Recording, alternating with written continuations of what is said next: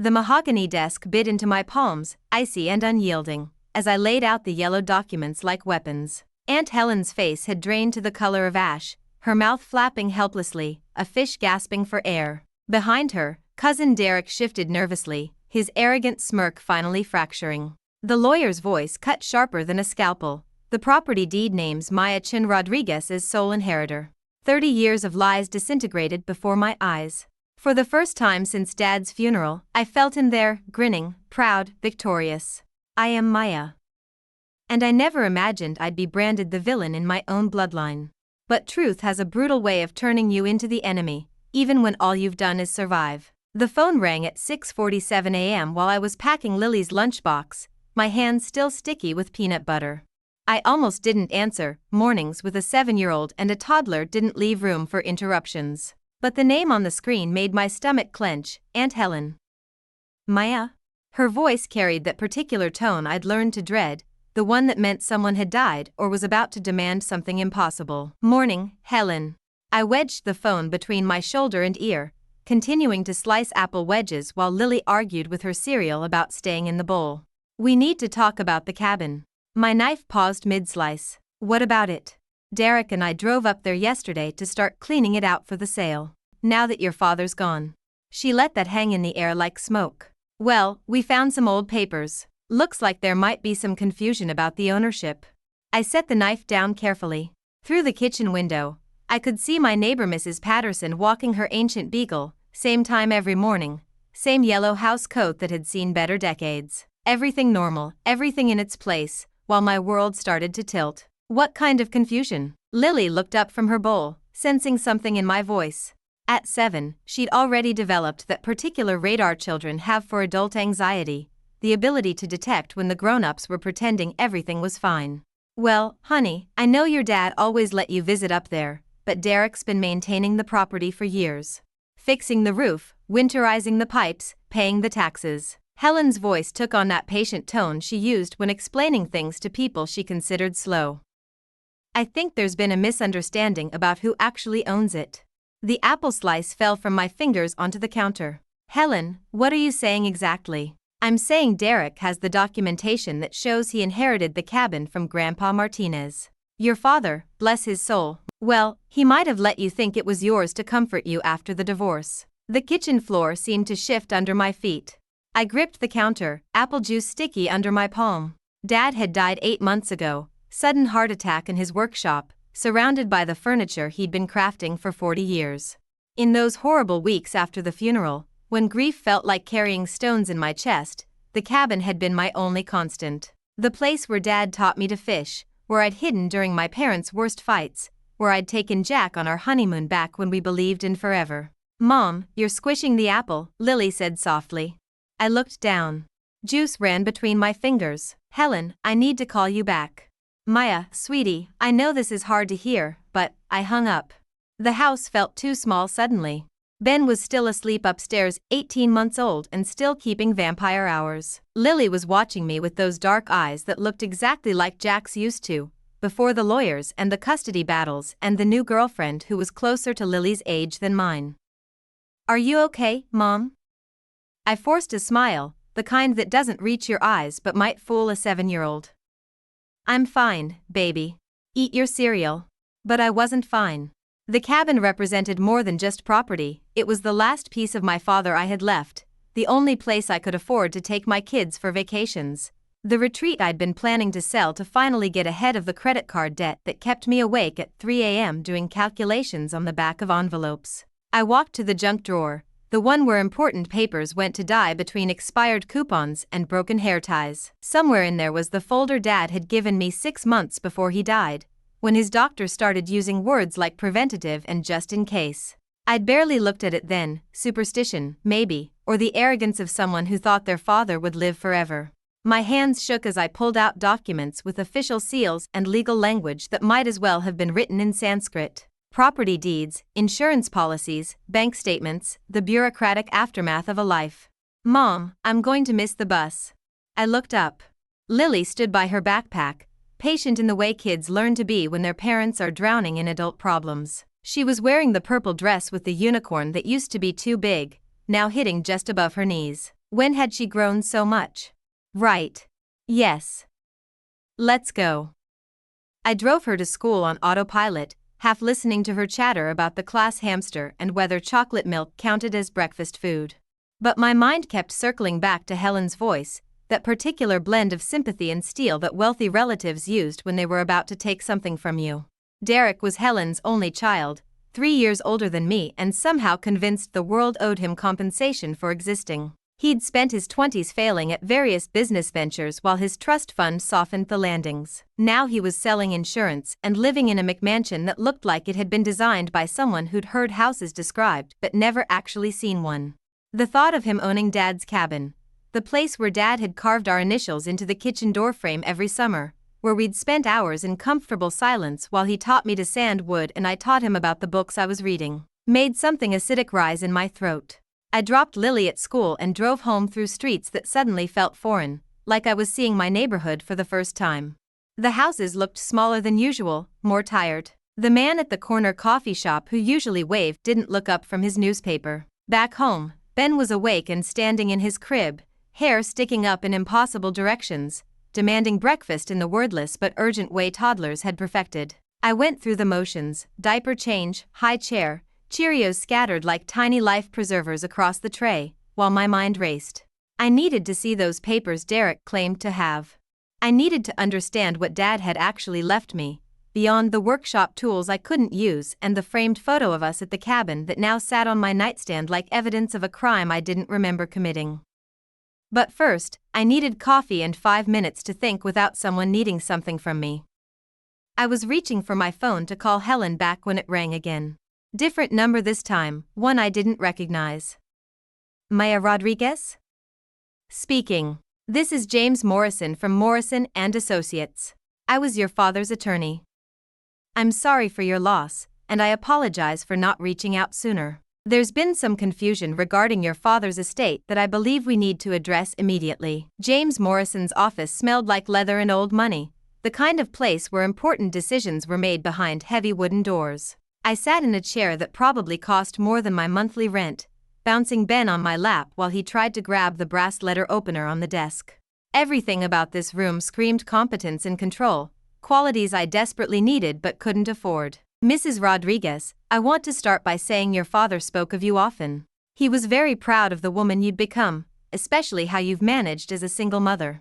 Morrison looked exactly like Central Casting would order for trustworthy lawyer, gray temples, kind eyes behind wire-rimmed glasses, the sort of face that made you want to spill your secrets. But I'd learned not to trust kind faces. Jack had a kind face too, right up until he decided our marriage was limiting his potential. Thank you.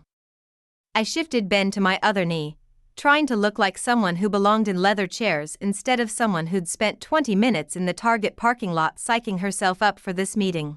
You mentioned confusion about the estate? Morrison opened a manila folder thick with documents. Your aunt contacted our office yesterday claiming there were ownership disputes regarding the Tahoe cabin. She mentioned someone named Derek had documentation proving inheritance from your grandfather. My throat felt tight. And? I've been your father's attorney for 15 years, Mrs. Rodriguez. I handled your grandfather's estate personally. His fingers drummed once against the desk, the only crack in his professional composure. There is no documentation giving Derek Martinez ownership of that property. The relief hit me so hard I actually swayed in my chair. Ben looked up at me with Jack's eyes, concerned by my sudden intake of breath. So the cabin is mine? More than that. Morrison pulled out a document with official seals and raised letterhead. Your father updated his will 8 months before he passed. The cabin was specifically bequeathed to you, along with detailed instructions about the family dynamics involved. He slid the papers across the desk. Dad's signature looked exactly like I remembered, careful, deliberate strokes that somehow managed to look both strong and gentle. Below it, a date from last March, when the cherry trees were blooming outside his workshop window. What kind of instructions? Morrison's expression shifted slightly, like a cloud passing over sun. Your father was concerned about potential challenges to his wishes. He left a sealed letter with specific directions about how to handle what he called Helen's inevitable interference. The phrase hit me like cold water. Dad had known. Somehow, he'd anticipated this exact moment, Helen's voice on the phone at dawn, Derek's convenient documentation, the systematic dismantling of everything Dad had tried to leave me. Can I see the letter? There are conditions. Your father wanted you to have all the facts before making any decisions. Morrison reached into his desk drawer and withdrew a smaller envelope, cream-colored and bearing Dad's careful handwriting. For Maya, when the wolves come calling. Even from the grave, Dad was protecting me with his carpenter's precision for measuring twice and cutting once. Mrs. Rodriguez, before you open this, I need to inform you of something else. Your father also left detailed financial records regarding the cabin's maintenance and tax payments over the past 5 years. Ben had discovered the interesting texture of the leather chair arm and was gnawing on it with the dedication of a beaver. I gently redirected him to his teething toy, buying myself a moment to process Morrison's words. What kind of records? Derek Martinez has been claiming he's maintained the property and paid taxes. According to your father's documentation, that's inaccurate. Morrison's lawyer speak couldn't quite hide the distaste in his voice. Your father paid all property taxes, maintenance costs, and utility bills. Derek was given access to use the cabin for family gatherings, nothing more. The pieces started falling into place with sickening clarity. All those summers when Derek would show up with his friends, acting like the cabin was his personal party venue. The way Helen always deferred to his opinions about family property decisions. The casual mentions of improvements he'd supposedly made, investments in our legacy. All lies. Mrs. Rodriguez, there's one more thing. Morrison hesitated, and I could tell this was the part he'd been dreading. Your father included a provision in his will specifically addressing Derek's potential claims. He documented several instances of concerning behavior. What kind of behavior? Property damage, unpaid debts to local businesses charged to your father's accounts, and... Morrison glanced at Ben, then back at me. Incidents involving neighbors that your father had to resolve financially. The room felt smaller suddenly. Outside, Sacramento traffic hummed past like the city was going about its business while my world reshuffled itself into something I barely recognized. Dad hadn't just left me a cabin, he'd left me ammunition for a war I didn't even know I was fighting.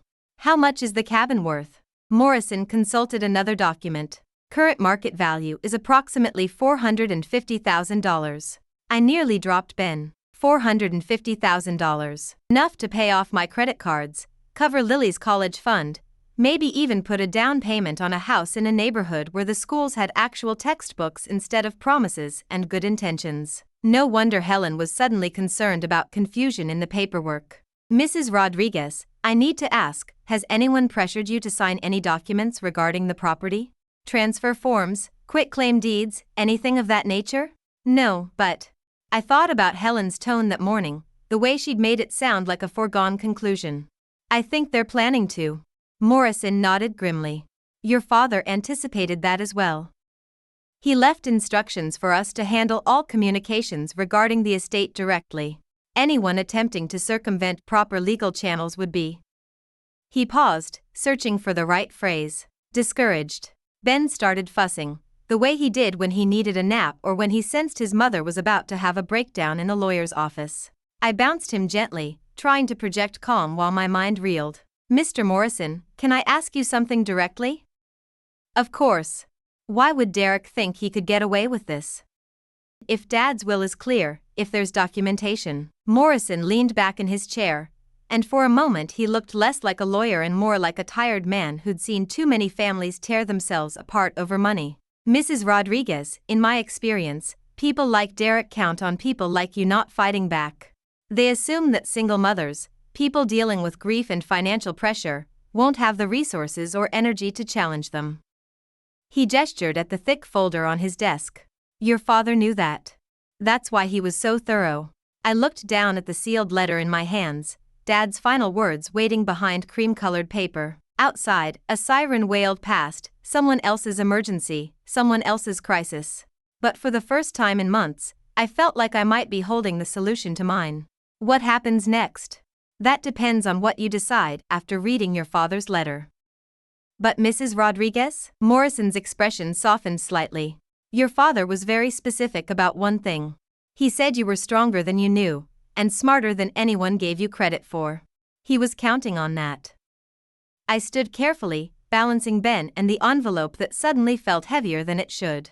Through the office windows, I could see the Capitol dome gleaming in the afternoon sun, solid and permanent against the sky. Some battles chose you, whether you were ready or not.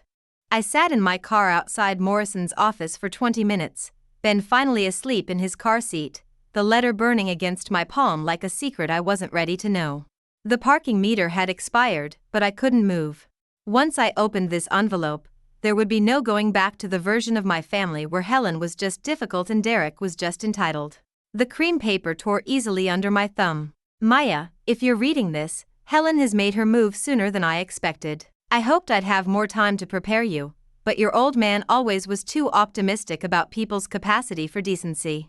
3 things you need to know. First, the cabin has been yours since the day you were born.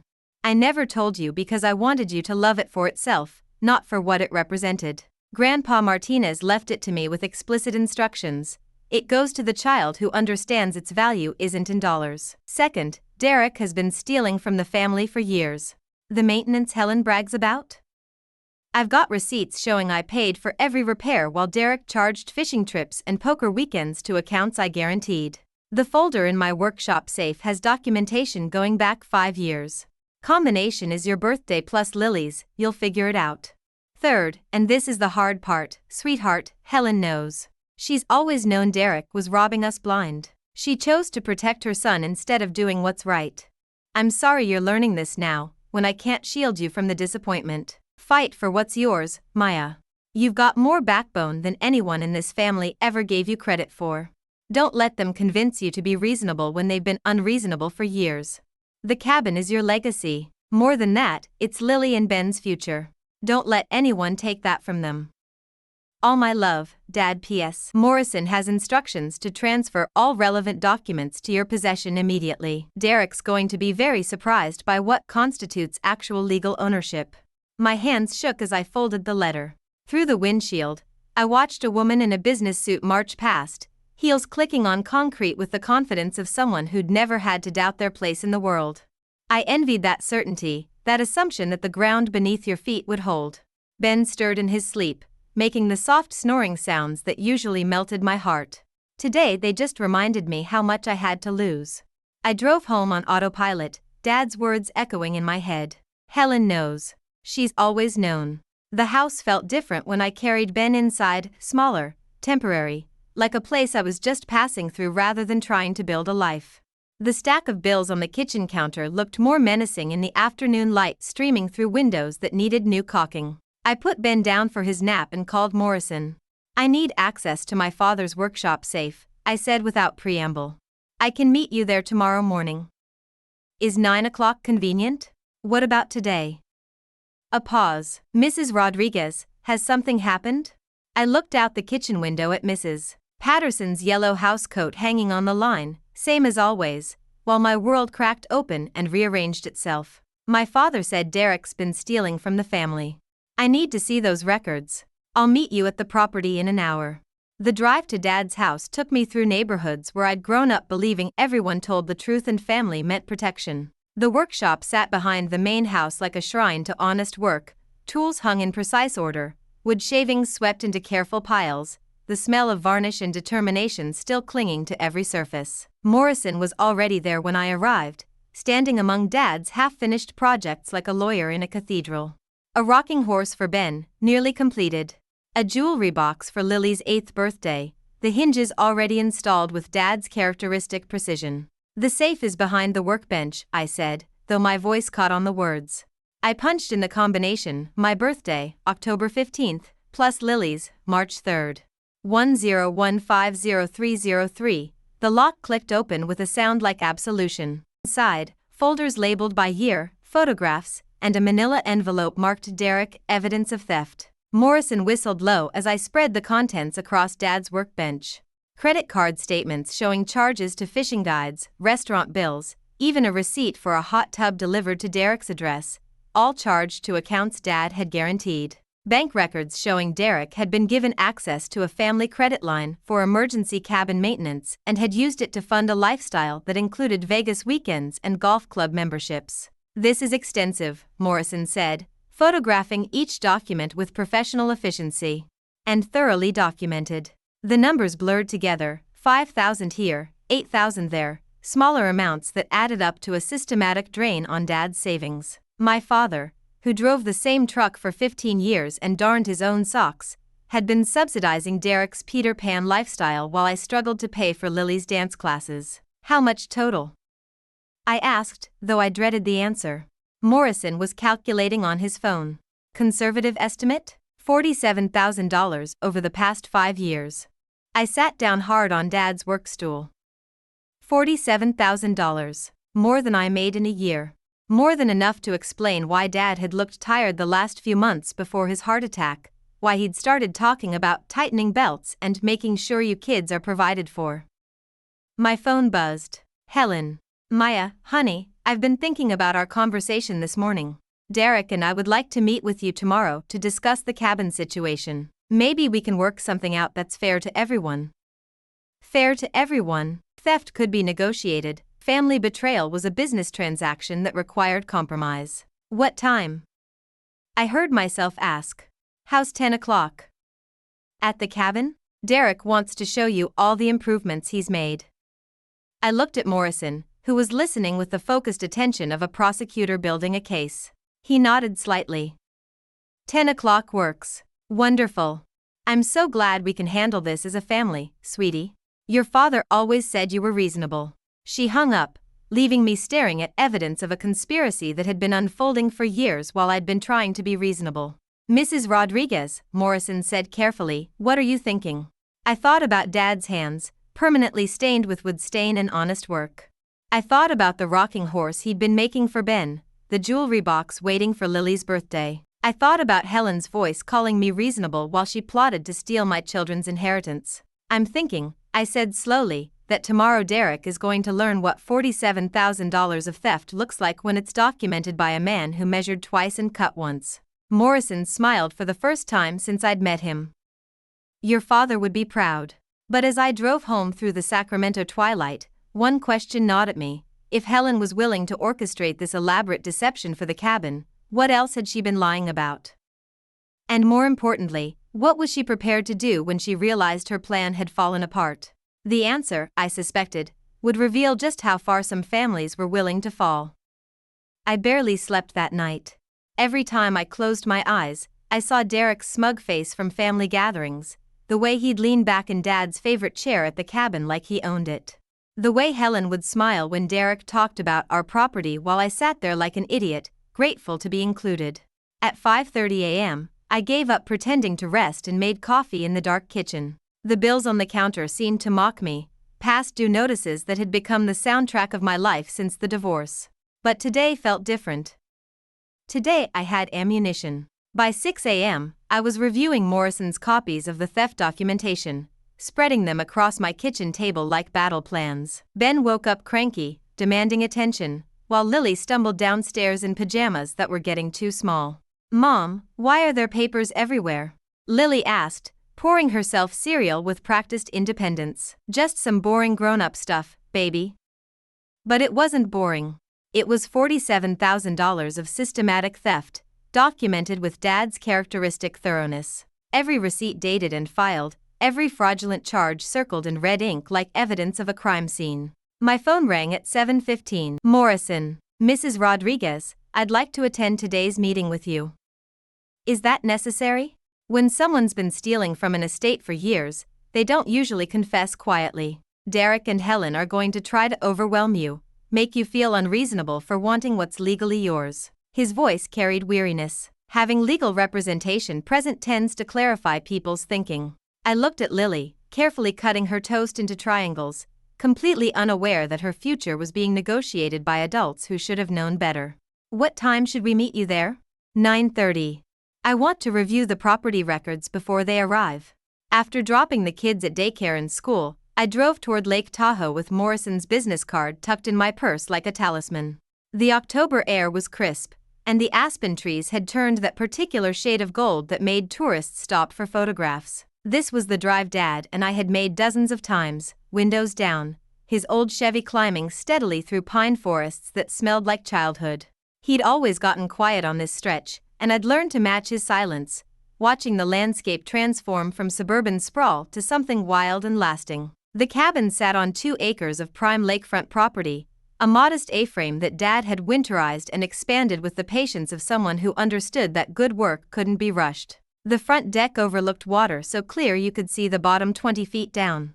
$450,000. The number hit me again as I pulled into the gravel driveway. Derek's BMW was already there, gleaming black paint that probably cost more than my annual salary. Helen's white Lexus SUV sat beside it, announcing their tax bracket to the world. Morrison arrived 10 minutes later, carrying a briefcase that looked like it meant business. "How do you want to handle this?" I asked as we walked toward the front door. "Let them talk first. People reveal more when they think they're in control."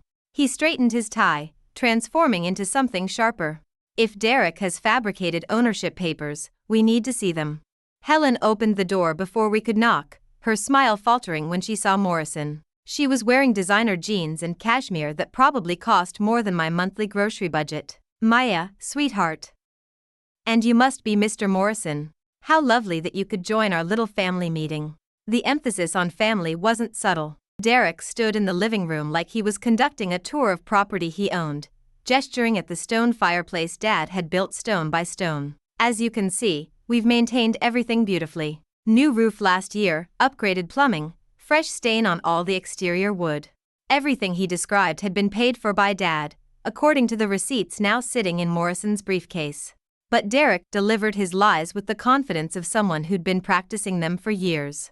"Derek, honey, show Maya the documentation we found," Helen said, settling onto the couch like a queen granting an audience. Derek pulled out a folder with obvious satisfaction, spreading papers across the coffee table Dad had built from reclaimed barn wood.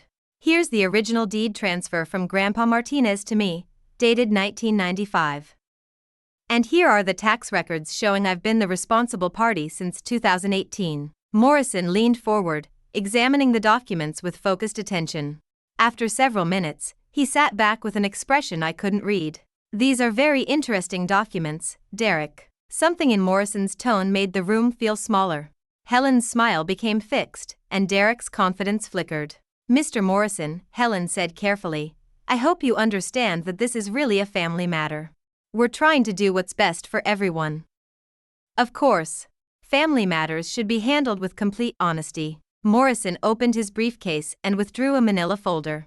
"Which is why I'd like to share some documents of my own." He placed the real property deed on the table, the one with Dad's name and my name, dated and notarized. Then came the bank records, the credit card statements, the receipts for every repair Derek was claiming to have funded. "Derek," Morrison said conversationally, "could you explain why you're claiming ownership of property that was never transferred to you? And perhaps clarify why you've been charging personal expenses to accounts guaranteed by the actual owner." The silence stretched like a wire about to snap. Outside, a boat engine hummed across the lake, carrying tourists who had no idea they were passing a family destroying itself. Derek's face went through several color changes, red, pale, then a mottled combination. "There must be some mistake." "The only mistake," I said, finding my voice, "was thinking I was too stupid to figure out what you've been doing." Helen's mask slipped completely. "Maya, honey, I think grief is clouding your judgment. Derek has been nothing but generous." $47,000, Helen. The number came out sharp. "That's how much Derek has stolen from my father over 5 years. While I was clipping coupons, Derek was charging Vegas trips to Dad's credit line." "That's completely untrue." Derek's voice cracked like a teenager's. "I've invested my own money in this property." Morrison placed a photograph on the table, the receipt for the hot tub delivery to Derek's address, charged to Dad's account. "This investment?" The fight went out of Derek all at once. He slumped into Dad's reading chair, the same chair where he'd held court during family gatherings, dispensing opinions while other people paid the bills. "Helen," I said quietly, "did you know about the theft?" She looked at me for a long moment, and I saw something I'd never noticed before: calculation. Not surprise, not denial, but the look of someone deciding which lie would serve her best. "Maya, families help each other. Your father never complained about helping Derek get established. My father died of a heart attack at 68, Helen. He died young because he was working himself to death while Derek was stealing from him." The words hung in the air like an accusation nobody wanted to acknowledge. Through the window, the lake stretched toward mountains that had witnessed countless family dramas. Morrison was packing documents back into his briefcase with the efficiency of someone who'd reached a verdict. "Mrs. Rodriguez," he said, "what would you like us to do about this situation?" I looked at Helen, staring at her manicured hands. I looked at Derek, slumped in Dad's chair like a caught child. I thought about Dad's unfinished rocking horse, about Lily's college fund and the bills multiplying on my kitchen counter. "I want them gone," I said simply. "I want them out of my cabin, off my property, and out of my life. And I want every penny Derek stole paid back." Helen's head snapped up. "Maya, you can't be serious. We're family." "No, Helen. Family doesn't steal from each other. Family doesn't lie for years and then act surprised when truth comes out." I stood up, feeling steadier than I had in months. "You're not my family anymore." 3 weeks later, I sat on the cabin's front deck watching Ben toddle across the wooden planks Dad had sanded smooth 20 years ago, his tiny hands gripping the railing like he was conquering Everest. Lily was inside, arranging her art supplies on the kitchen table where I'd done homework during childhood summers, completely absorbed in a watercolor painting of the lake. The silence felt different now, not empty, but full of possibility. Morrison had called that morning with news that Derek's lawyer wanted to discuss a settlement. Complete restitution plus interest, he'd said with the satisfaction of someone who'd seen justice served with proper documentation. And a formal apology. The apology part almost made me laugh. As if sorry could erase years of systematic theft, could resurrect Dad's trust or restore the naive belief that family meant protection. But the money, $53,000 once interest was calculated, would mean Lily's college fund, Ben's future, maybe even a down payment on a house in a neighborhood where I wouldn't hold my breath every time I heard sirens. "Mama, look." Ben pointed at a blue jay landing on the deck railing, his vocabulary still limited but his wonder endless. Everything was discovery at 18 months, pine cones, shadows, the way water moved when you threw rocks into it. I envied that innocence sometimes, the luxury of believing the world was fundamentally good because the people responsible for your safety made it seem that way. I'd tried to create that illusion for my children, but divorce and financial stress had a way of making cracks where reality leaked through. Now, watching Ben chase his own shadow across planks that belonged to us, really, legally, undisputedly belonged to us, I felt something I hadn't experienced since before Jack left. Security. Not the kind that came from other people's promises, but the kind you built with your own hands and protected with your own backbone. My phone buzzed. "Helen. Maya, please call me. We need to talk about this settlement. Derek is devastated. Surely we can work something out that doesn't destroy our relationship completely." I deleted the message without finishing it. Some relationships were supposed to be destroyed when they were built on lies from the foundation up. Some bridges were meant to burn so you couldn't be tempted to cross back over them. Lily appeared in the doorway, paint smudged on her cheek like a warrior's mark. "Mom, can we have lunch on the deck? The light is really pretty on the water." "Of course, baby." We ate peanut butter sandwiches and apple slices while Ben napped in the portable crib I'd set up in what used to be Dad's reading corner. Lily chattered about her art teacher's praise for her color choices, about the book she was reading where a girl solved mysteries with her dog, about whether we could get a canoe for the lake. Normal childhood concerns, problems with solutions that didn't require lawyers or documentation of theft or the brutal realization that people you trusted had been robbing you blind for years. "Mom," Lily said, wiping peanut butter off her fingers with careful precision, "are we going to come here a lot now? Would you like that?" "Yeah. It's quiet but not scary quiet. And it smells like Grandpa's workshop." She paused, considering. "Plus there's no neighbors fighting through the walls like at home." The observation hit harder than intended. Our apartment complex wasn't exactly luxury living, thin walls, cheaper rent, the sound of other people's lives bleeding through at all hours. I'd been saving for something better, but Derek's theft had cost me more than money. It had cost me progress toward a future where my children didn't have to develop tolerance for chaos as a survival skill. Not anymore. "Lily, what would you think about spending more time here? Maybe fixing up one of the bedrooms to be yours for real?" Her face lit up like someone had plugged her into sunlight. "Really? Could I paint it purple? And have bookshelves?" "Purple bookshelves sound perfect." That afternoon, I called Morrison to discuss selling our current lease and making the cabin our primary residence. The rental market was strong enough that I could sublet the apartment, and remote work had become normal enough that my graphic design clients wouldn't care where I answered emails from. "It's a smart financial move," Morrison said. "The property value alone makes it worth more than anything you could afford in Sacramento. Plus, you'd own it outright, no mortgage, just taxes and maintenance. Maintenance I could handle. Dad had taught me enough about basic carpentry and plumbing that I wasn't helpless with a toolbox. And there were worse ways to spend your time than learning to fix things that actually belonged to you." By evening, I was sitting on the deck with a glass of wine, the first alcohol I'd allowed myself in months, when even grocery store wine felt like an unnecessary luxury, watching the sunset paint the water in colors that would have made Lily reach for her art supplies. Ben was finally asleep after a day of mountain air and freedom to explore without constant vigilance about traffic or strangers or the million urban dangers that made parenting feel like crisis management. Lily was reading in Dad's chair, her legs curled under her like a cat, completely absorbed in someone else's adventure. My phone rang. Unknown number, but local area code. "Is this Maya Rodriguez?" "Speaking. This is Carol Patterson from the Tahoe Tribune. I understand you recently resolved a property dispute involving family members and significant financial fraud. Would you be interested in sharing your story?" I almost hung up. The last thing I needed was local newspaper coverage of family drama that was finally, blessedly finished.